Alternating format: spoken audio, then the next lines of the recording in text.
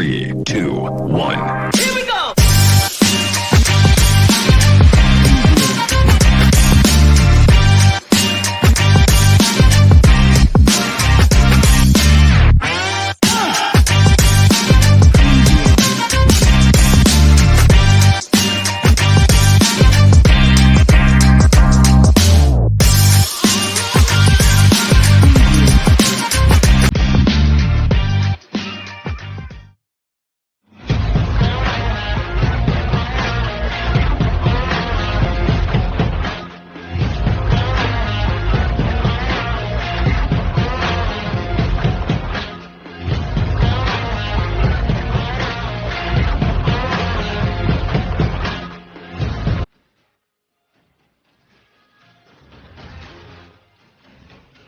Glad I didn't miss this. So am I. You damn right. You're glad that you're not missing this either. Welcome back to the Dennis and Andy show. We are back from hiatus. Well, I mean, I was here. I was always literally here in this office working my fingers to the bone every day while Dennis was out gallivanting around in Wisconsin, taking a little freaking vacation. What is a vacation, Dennis? I don't know what a vacation is. Wow. We'll call it a vacation. Yes. Power washing decks, working on plumbing, getting my mother's house back in order. Yes.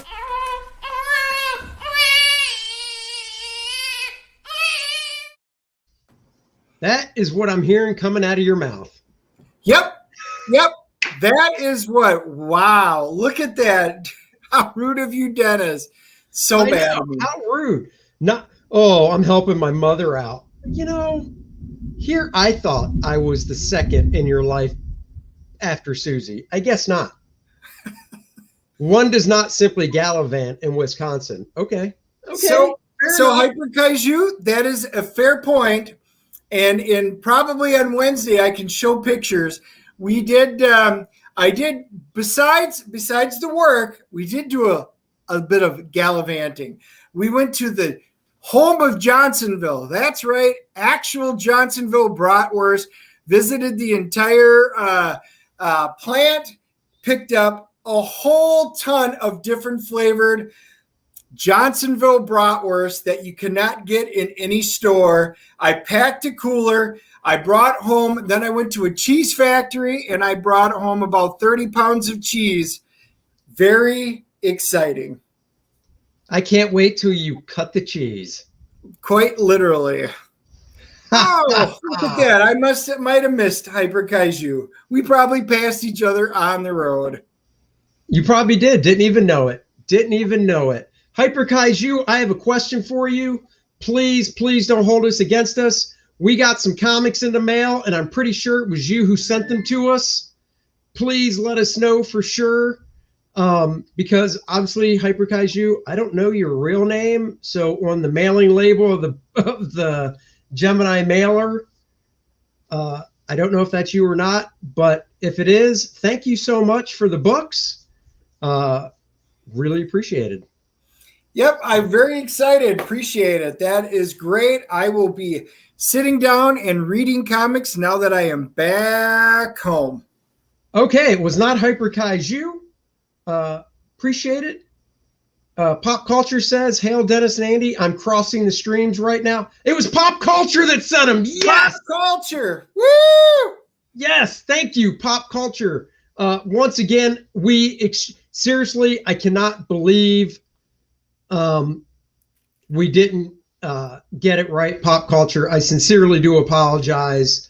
That was so nice of you to send those. Thank you very much.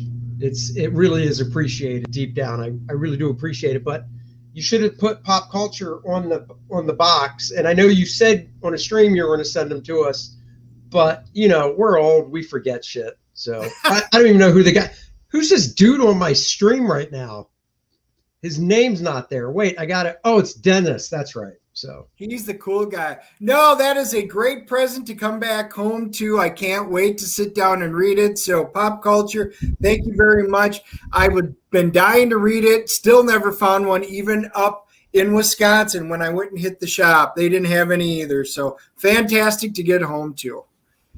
All right, guys, I'm in shilling mode before we get on with the show. Shilling mode is this. First Man 2 Learning Curve is coming your way. I'm hoping to launch this Friday, which means I'll be streaming live on Friday, kicking it off. Maybe Dennis will join me looking around noon. Let's watch the video for it, shall we?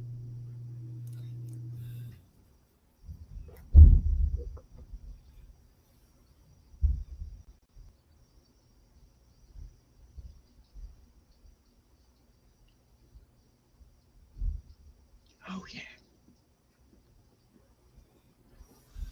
Is it supposed to be quiet? You can't hear it? Nope, no sound. There's no sound? I'm sharing audio. Well, the good part is I'll just talk over it then. Everybody, you're just missing music if you haven't seen this before. This is the trailer for First Man 2 Learning Curve. Trust me, there is a great beat behind it. I don't know what the hell is going on with my audio. Sorry about that. That's right. Tucci's launching his She Omnibus Thursday. I'm launching Friday. Guys, if you go to the link, which is in the description below this video, please sign up. If you sign up for the campaign, when I launch, you will get 10% off upon launch. So kick on over to the link in the description, sign up. If you already signed up but haven't seen the video, go there, watch the video so you can hear that rockin' beat, yo. And, Hyper Kaiju's got it right. It might be silent and pop culture nails it, but deadly. Yo, yo, that is true. It is much like Andy after eating Taco Bell. It's true. Dogecoin dropping the joke I've heard millions of times. Who's second man? I'm the second man. That's who. So there you go, guys. A little bit of sad news. Wrestling legend Paul Orndorff died.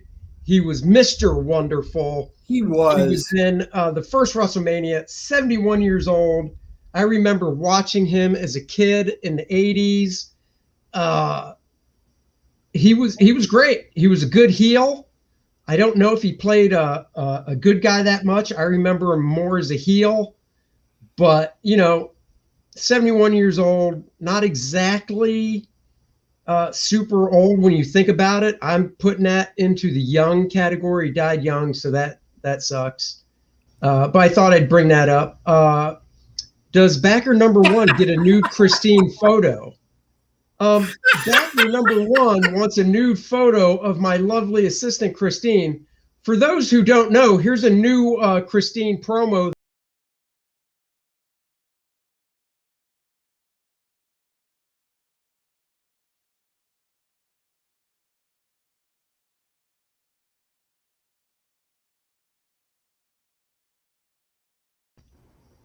So that is the new, she told me, she begged me, she got on her knees to beg me, you sick bastards, about playing her new video, so I did.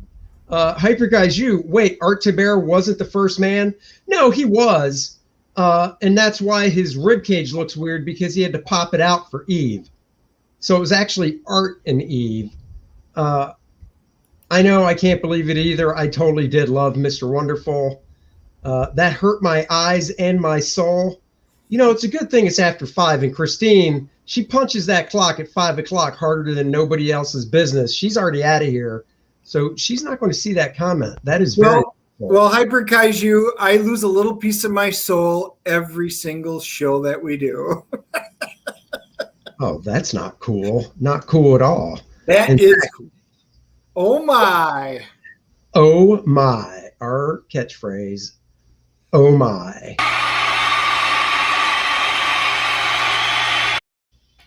Yeah, they loved it though. Well, Andy, besides those really awesome comic books, there was one other cool thing that came in the mail when I was gone. Now, for those of you nerds that are kind of sciencey nerds, I will only show you for a minute. Hey, before you do this, was it my Christmas card? No, that still hasn't come. Damn it. Yes. Andy's Christmas card is still MIA. So these are something called element dice. These are something cool for those of us that like the periodic table. They are solid dice that come directly. So I got the titanium, magnesium, nickel, bismuth, and then I ordered the rhodium separate. And I'm going to show you these guys. I bought this stand and everything that went with it. It was a Kickstarter that they had done. Check those out. These are nerdy but cool. Look at that bismuth. That's your periodic table. These are heavy. They're solid. I was about to ask, are they? They are. They're nice and solid, huh? Yep, they are. It's solid titanium, solid nickel, solid magnesium, solid bismuth, and then the one that I ordered separately was the rhodium, which is solid, and that one is smooth, whereas the rest of them are. They had a lot of options. You could get gold, silver, and stuff, but those were kind of outside of my price budget. But anyway, just something to show you geeks out there. But they're called element dice if you guys like this kind of stuff. And you can use them for games. So it actually comes with the book like 3-Man, Mexican, all the good games that we used to play in college. You can play with these because they are absolutely regular dice. So wait a second, 3-Man Mexican, that sounds like a porn show down in Tijuana. No. You're thinking of what you and Christine went and did. This is just dice games from college. Show. That was a donkey show. Pop culture. Do I remember Orndorff and Piper beating up Lauper's manager at Madison Square Garden? Yes, I do. I'm just blanking on the manager's name because if it's who I'm thinking of, he passed away some years ago. Oh, wait. Are you talking about Captain Lou Albano? Let me know if that's who you're talking about. If it's not, then I might be thinking of something else. Yep, you know it. All right. So Dennis and I have both seen Black Widow, but, and this is a pretty big but, I saw it here Friday in Charlotte. Dennis was still out of town and he caught it. Was it Friday night or Saturday night? Late Friday night. Yeah. So it was a movie we didn't see together, which I'm actually kind of excited about because Dennis gave me a shout when they were driving back and wanted to talk about it. And I was like, you know what? Let's wait until the show. So we have not talked about the movie at all. So we can actually get our real reactions when, with our comments and stuff. And I thought that would be kind of fun. I'm trying to think how I know that's tough because you can't see it, but there's actually steam coming out. I'm trying to think. Should we give our grade first? Well, hold on. I was going to say before we could, and then we'll get into it. I just wanted to say that, I haven't seen this movie in a long time, but Deborah Winger and Dennis Hopper, Terry O'Quinn, they were great in Black Widow. That was a great movie, and Deborah Winger is the FBI agent. Oh, wait. I'm talking about the 1987 Black Widow, where I never even knew there was. The woman has sex with the millionaires and then eats her prey. Dude, I don't think you know what? Your synopsis, that totally rings a bell, but I think it was the fact of the title didn't. So that's crazy. Wow. Well, okay, so here's the reason I said grades first, because if we give our grades on a scale of the 1 to 10 CGC scale and our grades are really far off, I think it'd be fun, compared to talk. So, okay, I'll go first, I guess. Okay. I was pleasantly surprised. I didn't think it was going to be as good as I thought it was. And I'm actually giving it straight up 8.0. Wow. I am giving it a 6.5. Whoa, that's pretty far off. Yes. So if we kind of break it down from, the first, second, and third act, the first act I thought was absolutely phenomenal. I loved it's not brand new, a family living undercover, Russian agents living in the United States, falling in love with Russia.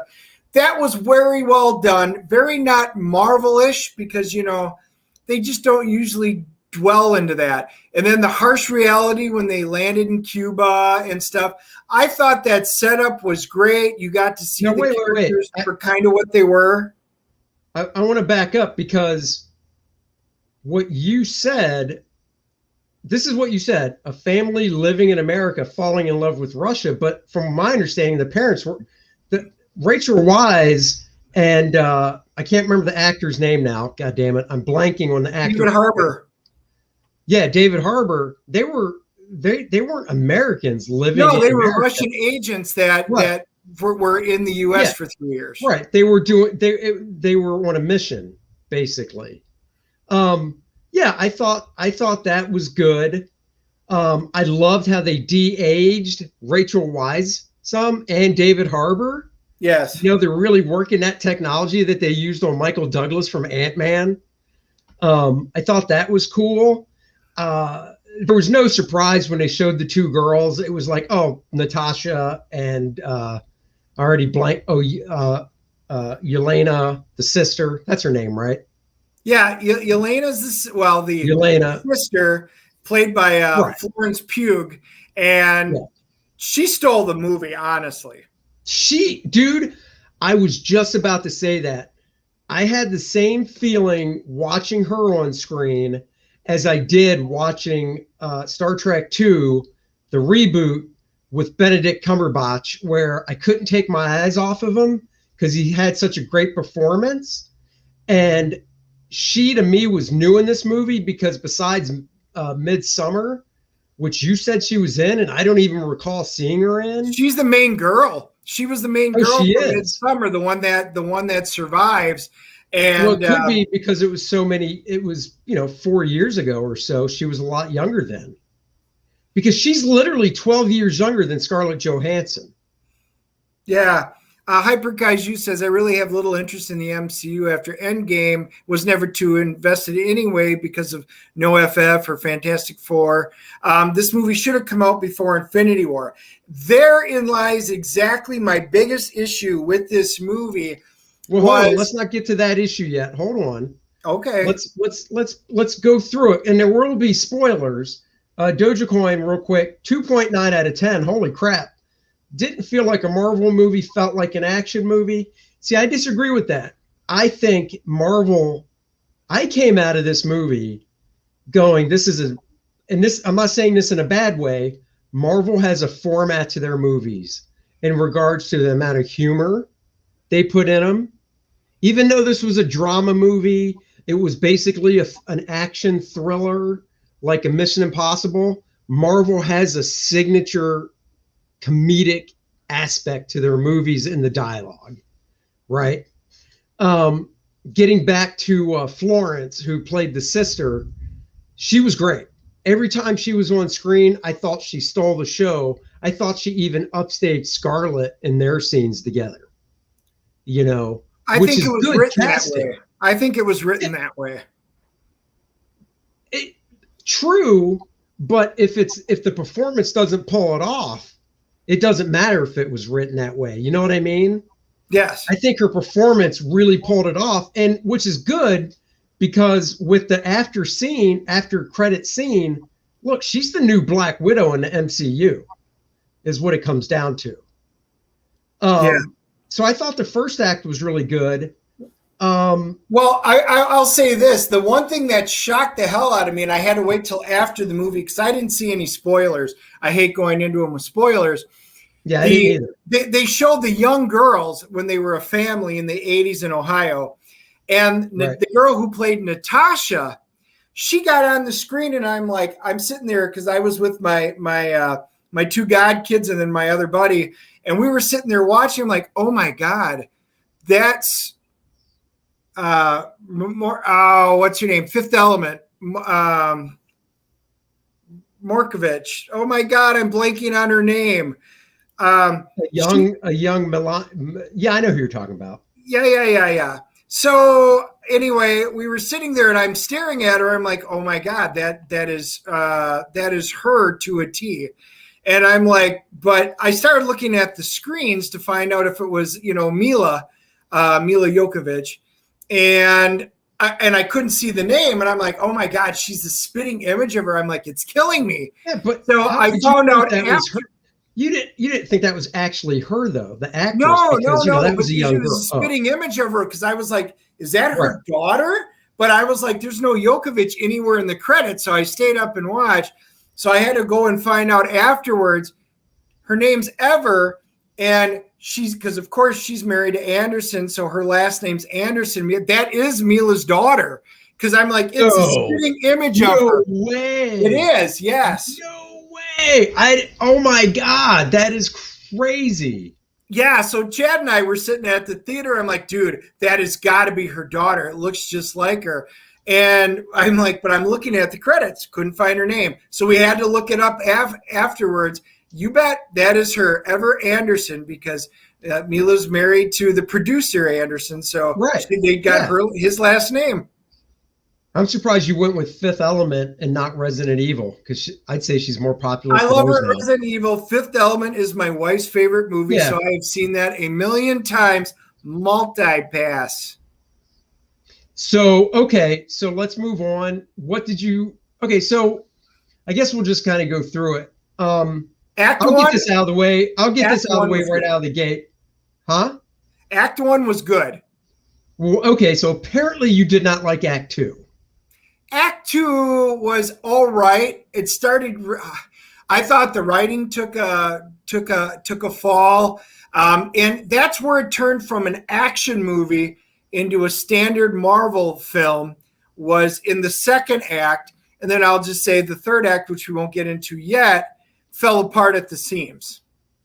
Now, why? So, what about Act 2 specifically?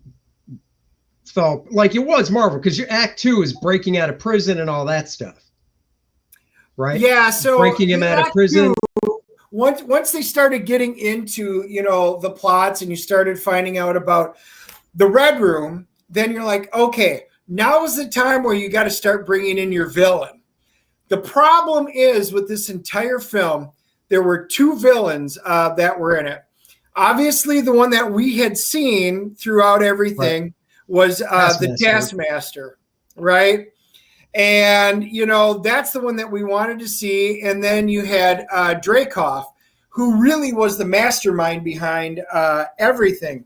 And the problem is the entire movie is a chase to find out who and where this Dreykov is, for those of us that are in our seats not knowing.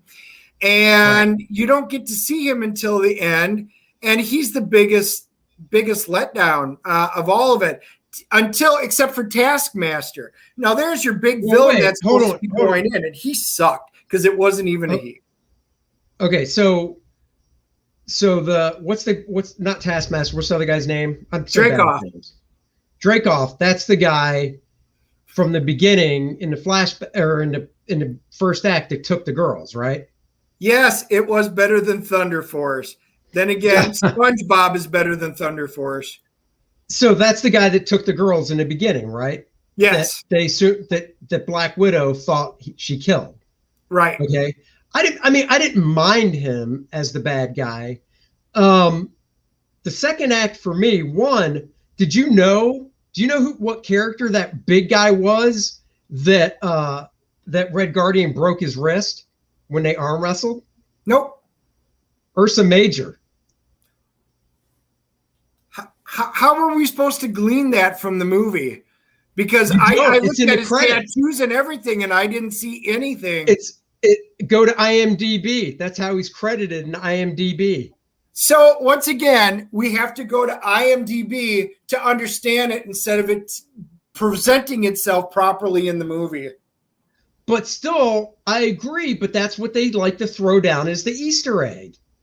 I don't mind that because he's a big guy. They're setting, and I also loved how Yelena in that one heart-to-heart scene with the Red Guardian called him the Crimson Dynamo. That was awesome. That was great. That was funny.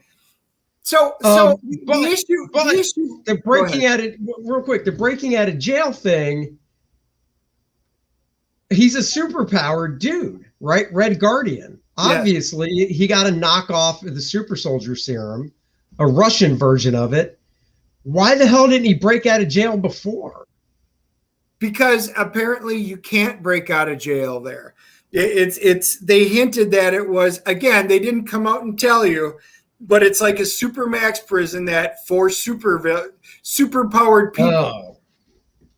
It's kind of like okay. the Raft. All right, I kind of missed it. I mean, it was. Hold on, let me turn that off. It was in the middle of nowhere, so I guess with it being in the middle of nowhere, that that makes sense. The breakout scene itself wasn't bad. That was very Marvel-ish. That I enjoyed that. The parts that were good was when you got and I'm going to use family in the quotes, the Russian family, the four of them. When they got together, they had very human emotions. They talked. Natasha always seemed to fit with what they were saying, but it was very emotional. Yelena's was good. The issue that I had with mom and dad, mother was played very well. I think Rachel Weisz did a good job playing the role. Oh, yeah, she's great. David Harbour was a very self-centered, it's all about me kind of guy, which you were kind of expecting that, did Captain America say anything about me? Because it's always about me. So their dialogue was good, and I enjoyed their interactions and the humanism that was there in the middle section. I thought that was solid. Not great, but I thought it was solid. Well, and I did like how Red Guardian was talking how he was beating Captain America like in the 80s or some shit. And the dude's like, he was still on the ice. Yes. Well, by the way, that big guy's name is Olivier Richters, and his credit on IMDb is Ursa. Yeah. So it had to be Ursa Major. And they're great. That's an Easter egg, but that would have been something fun to come out if they would have used his name in there for us comic book fans. So I looked at the tattoo when I saw him sit down. I'm like, all right, is there anything about him? Is he anybody special? Nope, because there was nothing to differentiate it. I think it was better than Birds of Prey. I think it was better than that. I would agree with that, but I didn't think Birds of Prey was very good. No. Okay, so obviously we're not going to go through the whole freaking movie point by point, scene by scene. Jesus Christ, what is with Marvel gender-bending Taskmaster? God damn it. There was no fucking reason for that. Actually, I got to go 7.5 on this movie instead of 8.0 because of that. Andy, by the time the show's over, you're going to be down at a 6.5 with me. I don't know. Taskmaster making it one, it's a chick wearing a costume that makes it look like a dude. Okay? Yes. That looked like a guy strutting around in a costume. Why? Why couldn't they have put, if it's a woman, why hide the fact? Why not put her in like armor like the female Mandalorians wear? You know what I mean? You can tell those are females in the Mandalorian armor because of the breastplate. So why even hide it? It was just to fuck with the audience. That's all. I was hoping the reveal would be some cool actor that were like, oh shit, they got this dude. Instead, it's a chick. And it didn't need to be. It would have been cooler. It would have been cooler if the dude, Dracoff, had a son. And then she apparently thinks the son is dead and used the son to get to him and stuff. But no, they did a daughter. And why? Did we actually expect that if that daughter grew up, he was going to put her in the Red Room? No. Right. He would never put his daughter in the Red Room. So why not make it a son? And I bet this is the reason of not making it a son. Oh, because Natasha wouldn't have been able to bond well enough with a boy to get him to do whatever, like she was able to bond with the girl, because that was the basic gist, wasn't it?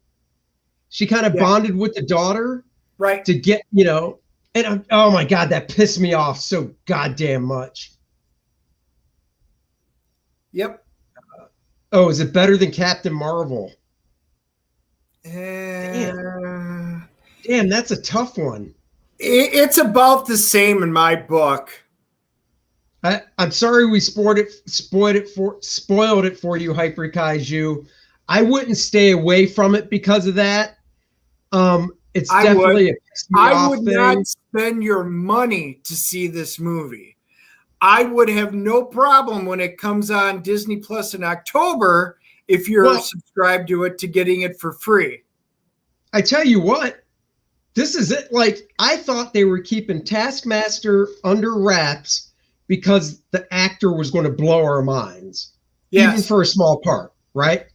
Now you know they kept it under wraps, because if it let out that they gender bended Taskmaster, this movie would have taken a dump, I bet. Okay, so I'm going to give you my thought, because Chad and I had our guesses before the movie started. So my thought was they were going to gender bend it, but not in the way that they did. I thought for sure they were going to have Rachel Weisz, who was the mother, be the Taskmaster, because she's scientific, she's cold, she's calculating. And I would have thought for sure over the years, all of a sudden she shows up to take out Papa, and they wind up finding out that it's husband versus wife. I thought for sure, that was my first guess, was that Rachel Weisz was going to be Taskmaster. Actually, Chad was like, dude, that's actually a really cool thought. So then as soon as we see her walk in, I'm like, oh, well, there's okay, it's not Rachel Weisz. And I threw down my damn thing and I went, you know what? That means it's going to be the stupid daughter who survived. And I just went, oh my God, such lazy fucking writing. And I says, if that winds up being the daughter, I'm actually going to hate this movie now. Sure as shit, it came out and I was like, yep. My twist would have been way better than what they did. I just wish it would have been somebody good and that we would have enjoyed, because that was crap. It was the same dumb shit that they did by making the original Captain Marvel Annette Bening. Correct. Exactly right. There was no reason to gender bend it, and it would have been cooler in Captain Marvel if Brie Larson kicked the shit out of Annette Bening, or out of a male Captain Marvel, because then it's more female empowerment. Like, oh yeah, you just kicked that dude's ass all over the place. No reason to gender bend it. No reason at all to make the Taskmaster a chick. That pissed me off. So, in fact, I think even out loud when they showed it in the theater, I was like, oh, come on. Yep. Being female was a thought in the back of my head. It was. Yep. I was just hoping for because I think Taskmaster's real name is Tony Masters, right? Isn't that? I think it's Tony Masters in Marvel Comics. Don't hold me to that because I don't have anything up. But all they did then is they took Tony Masters and then said, "Oh, you know what? We'll call her Antonia." And then I was like, did they do that? Oh yeah, the alter ego is Tony Masters, Anthony Masters. So I was right. Now here's my question: Is the Taskmaster? Because I got this sense from the movie that he's physically stronger, or the task. I'm not even say he or she. I got the sense before the reveal that the Taskmaster is physically stronger as well. Or am I mistaken on that? They didn't bring it up in the movie. All they did was look at the throwing of the shield. Right, but you've got to be physically strong. But Sam Wilson did that, and he doesn't even have the bionic arm. So my issue is that Taskmaster is a cool Marvel villain. He mimics everybody. What did they do with here? How does this Taskmaster mimic? You saw a red dot going back and forth in the eye, like a Cylon. I sat there and groaned about that, and Chad's like, what? I'm like, oh my God, it's literally a Cylon sitting there observing and digitizing everything through basically a Terminator GUI. And I was like, oh my God, this is so bad. The Taskmaster in the comics is so cool because he works at it and he can mimic it. He studies them. Right. You see him doing it on a regular basis. They basically just put it out there that there's a computer chip in her head now. that allows her to do it. She sees their movements and she can do it. It was a lazy villain. And then Hey, does this look like a female? Pisses me off. Does this look like female? No. That looks like Christina. Hey, don't insult. Do not insult my assistant that way. She went home. But she's so nice to you when you come.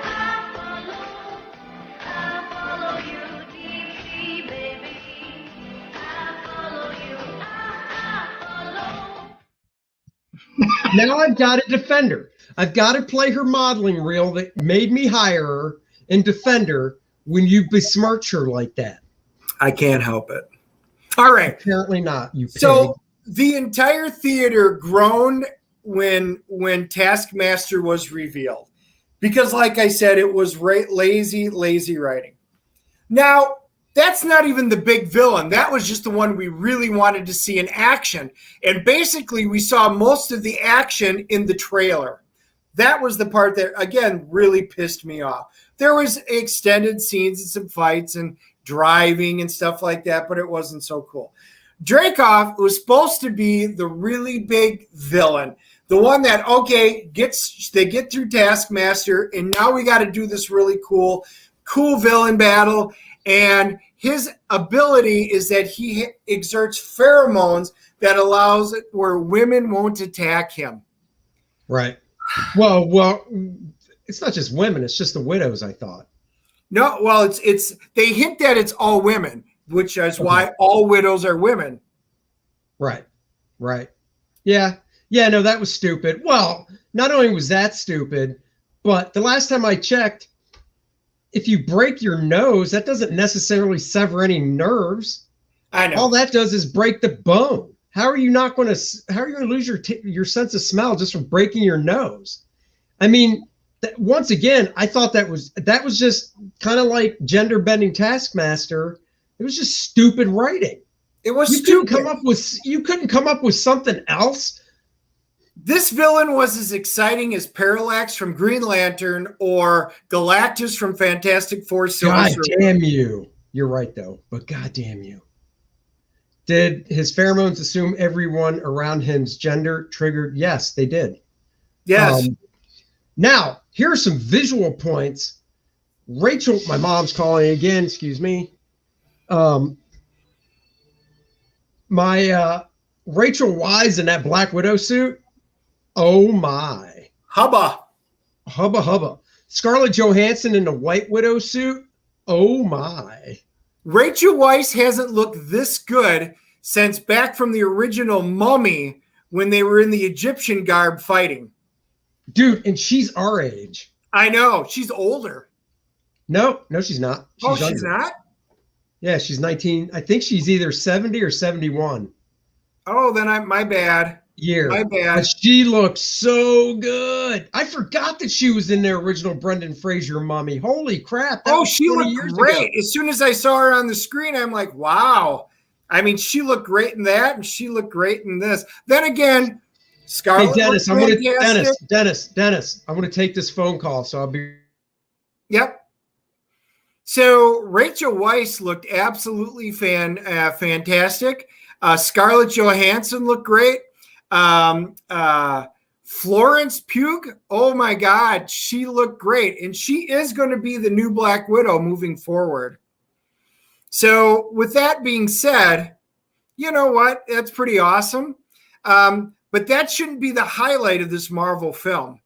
You know what I'm saying? You know, that the women looking hot shouldn't be the reason that we men go see this movie. Nor should be the reason that the women go see the movie. So, you know, I look at it, the intro was really well done. They crafted it very well. They got the human emotions involved with it. That was fantastic. The second part was, it was Marvel. You know, it was a Marvel flick. It was solid. It was good. The third act, the whole thing fell apart for me, literally fell apart. So then the big action sequence was the floating station comes crashing down. Did you think when they were going up, they were going to a helicarrier or something? I had thought a they were feeling going. it was something like that. Yes, I thought it was more along the lines of a helicarrier than basically a big station just hovering up there. But yes, I kind of had a feeling that's what it Well, was. I mean, it was hovering, but I mean, I got the sense that if they want to go, hey, let's go to America, they could. It could move. Right. That's just where they were keeping. I thought that aspect was actually pretty cool to Okay. keep it.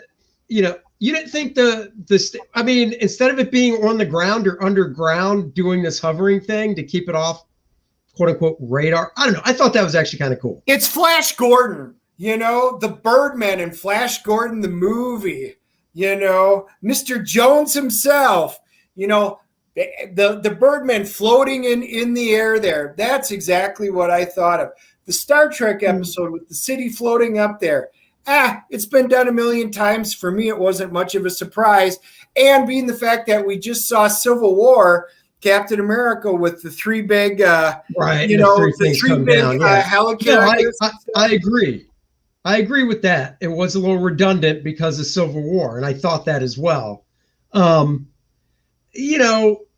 Yeah, I mean. But what about the final sequence? So the big action sequences, they blow the base up and they have to fight their way as it comes crashing down, diving down, rolling through it. Again, we've seen it before, been there, done that. There wasn't anything original. But we're not dealing with Anthony Mack in a in a flying suit. We're dealing with the Black Widow, Scarlet. She's sitting there doing all of this stuff as a regular human being. And even Captain America would have had a hard time doing this. I just thought it was over the top. It was like where James Bond movies were heading before Daniel Craig came in, where they just got to the point of being absurd, and that's the way I felt in the entire final scene. I thought was crap. Both villains were terrible. The final fight scene was boring because we've seen it and done it. And yeah, we could have made it shorter. Like I said, that end of the movie ruined it for me. So I'm going to go out on a limb and say you probably don't want to go see it again. I will not pay money to see it again. No. Okay, but you don't have to pay money to see it again if we go see it. Then I might, as long as I don't have to pay money. My daughter wants to see it in Dolby. Oh, yeah. Now, see, it's tough because I didn't mind that final scene. Yes, I thought Civil War. I didn't mind the Scarlett Johansson, Black Widow getting through the stuff like she did. Because, if Tom Cruise can do stuff like that, and not even Tom Cruise, but how many movies have we seen where, oh my God, I don't have a chute. So I'll get into the dive pose to catch up to a person with a chute, give them a chute, and blah, blah, blah. I didn't mind that stuff because is it original? No. But, so Marvel did it. I mean, that's fine. Well, I'm going to tell you the other thing that kind of bothered me in this movie, and, I'm sure other people felt that way, but, once again, you knew it was going to be a female-centered movie. You knew that going into it. Well, yeah. So there was not a surprise there. However, once again, they had David Harbour, who played Alexei was just a great character in terms of he was your comic relief, but they made him dumb. They made him dumb. Right. It was a stupid male superhero who's brutally strong and just dumb. Kind of like the whole scene where he's arm wrestling everybody, but he's getting a tattoo on his back at the same time while arm wrestling. Anybody who's got a tattoo knows if you can't do that, none of that made sense. He was just a dumb character, but lovable because of the way he was played. You got the guy who played Mason. He was kind of an incompetent male. You got William Hurt that played Secretary Ross. Oh, wait, Mason. Ross. Wait. Hey. Mason was the black guy, right?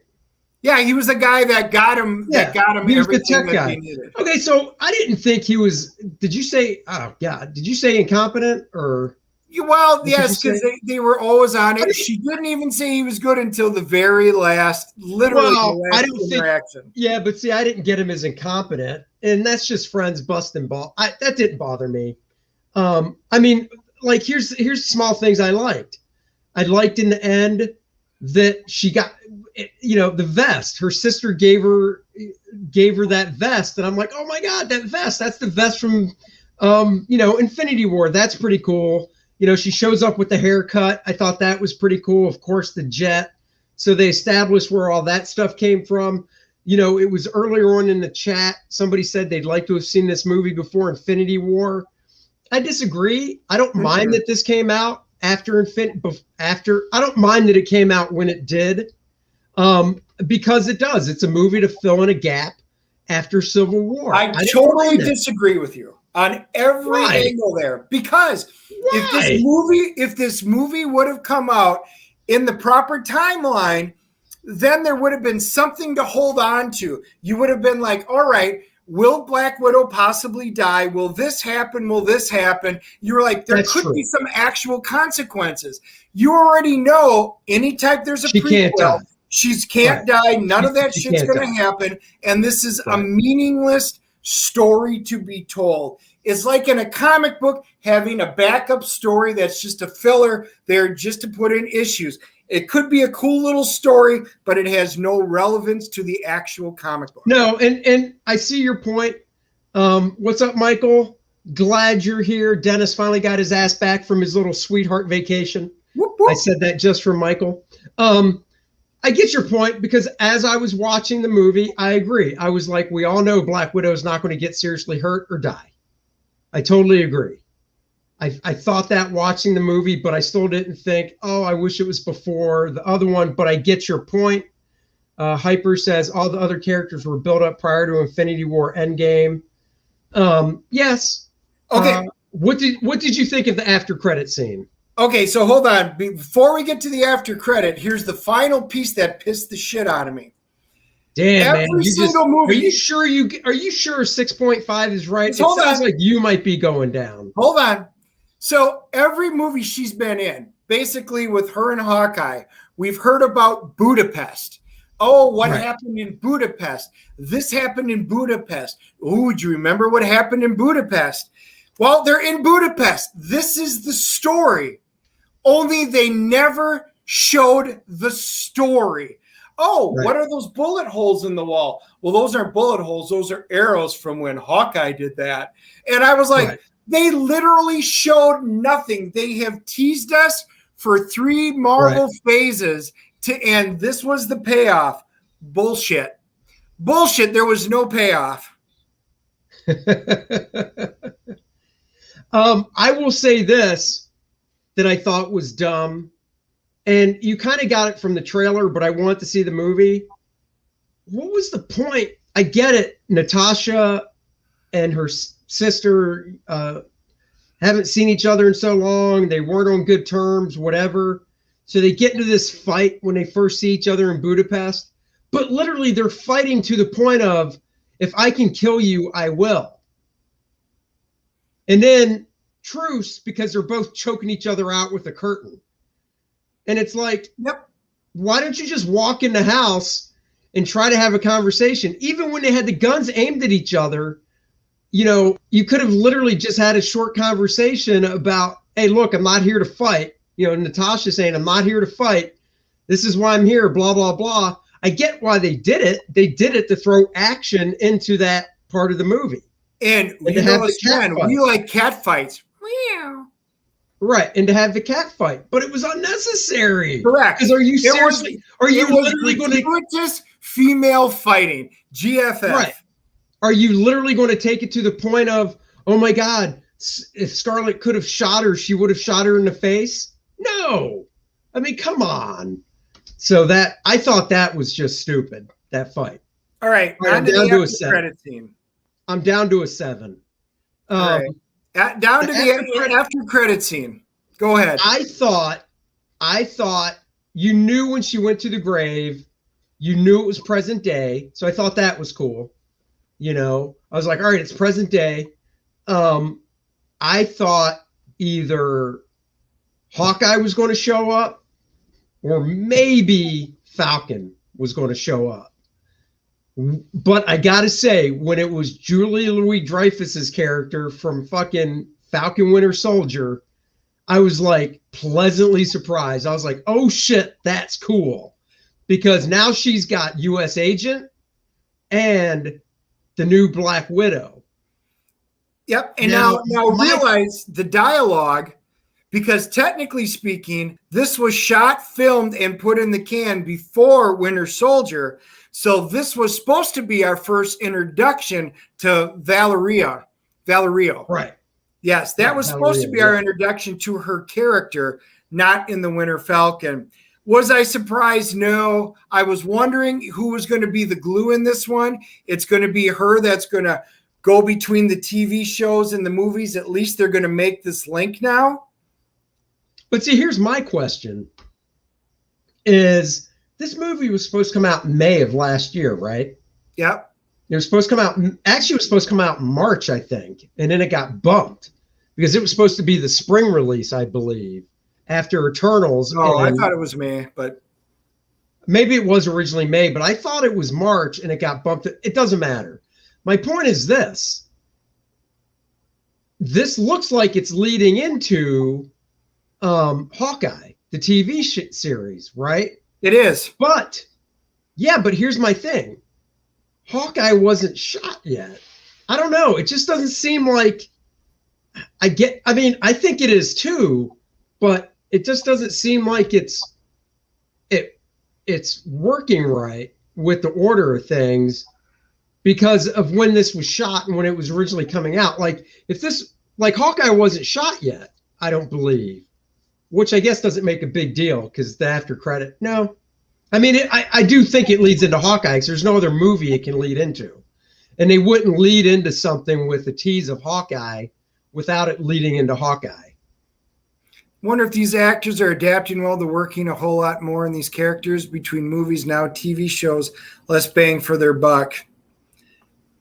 Yeah, I'm still willing to bet they're paid pretty well, but I would agree with you. But I think for now they're just small cameos, kind of like what Nick Fury was, you know. Yeah, but you know what? I even saw like freaking Scarlett Johansson apparently said something about it's finally one of these finallys. I hate this finally shit. I think she said, I should have found the article. I think she said something like, oh, it's finally time for a female lead, blah, blah, blah. And I'm thinking to myself, did you forget about Hunger Games? How many there's been female lead movies. Could you please stop with this shit? So let's go back to, if we're going to go down that road, Jamie Lee Curtis, original Halloween, that moving forward. Ripley, Sigourney Weaver, Alien, yes. And then Aliens, who was seriously one of the most kick-butt women of all time. There's been, it's like the bullshit with Sarah Connor. No, it's like the bullshit with Black Panther and a black lead character in a movie and Wesley Snipes going, excuse me? I was in a little thing called Blade 1, 2, and 3. What are you talking about? You know? Yep. And it's like, Scarlett, you're like one of the highest paid female actresses, if not the highest paid. Shut up. Shut up. Well, maybe she can wear what Aaron Rodgers did, the shirt that says "I'm oppressed" right on it during his interview. Maybe she'll wear the same thing.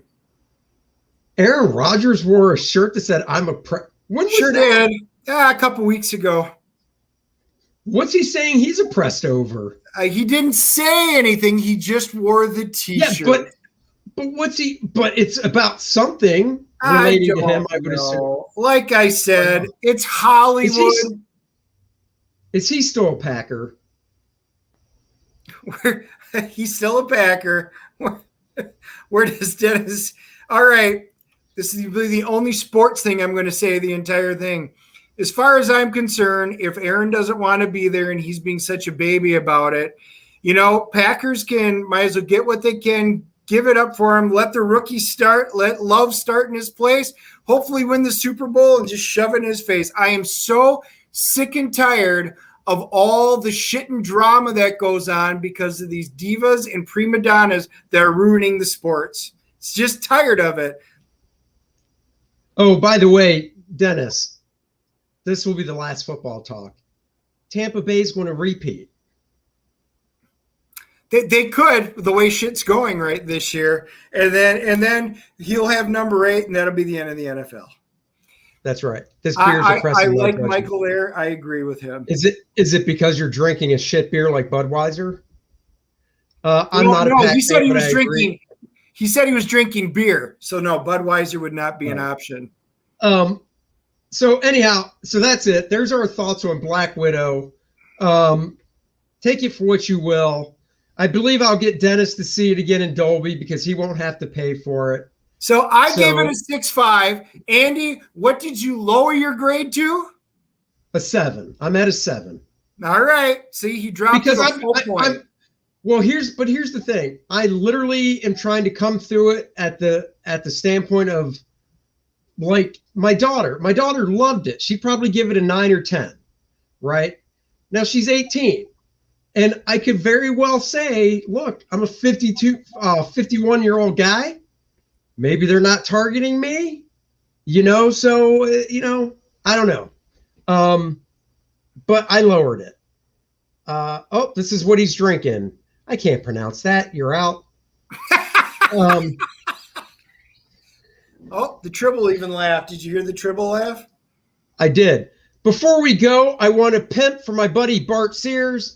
Great friend of mine, 30 years strong. He's got a book on a new crowdfunding platform called Zoop.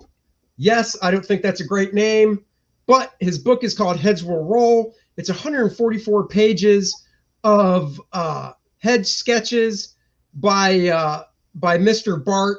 If you like Bart's work, the man does great work, great head sketches.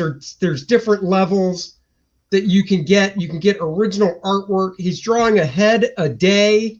Every head that he draws goes in the book. As of right now, Lion-O is still for sale. He did Noctera, Dennis, from the book Noctera. Nice. That's up for sale. He-Man has been claimed.